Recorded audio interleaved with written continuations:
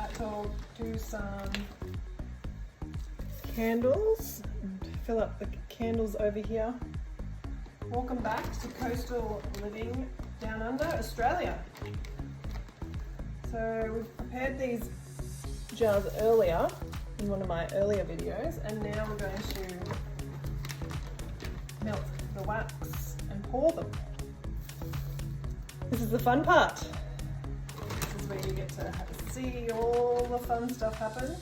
Use the colour and fragrance and enjoy the lovely smells that fill the room up. So we're just going to fill this up a bit more because I have got quite a large one here that needs to have quite a bit of wax in it. So we're just going to fill that up.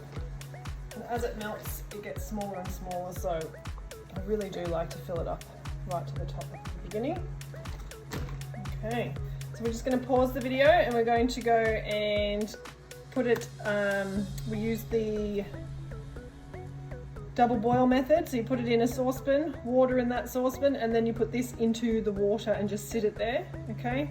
The temperature we want to get this one up to, it's going to melt between 46 and 49 degrees Celsius, and the pouring temperature we need to get it up to 51 to 62 degrees Celsius. And that's why we've got this little trusty thermometer here, and we're looking at the inside numbers. Okay, so we're getting there. As you can see, most of the candle wax is melted.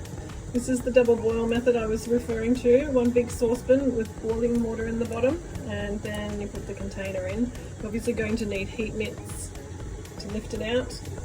Temperature at the moment is 65, so we're almost there. We just need to get this one troublesome lump dissolved, and we'll do that more by getting it stirred and try and break it up. Alright, once we get that, I will bring you over to the bench and we'll do the pours.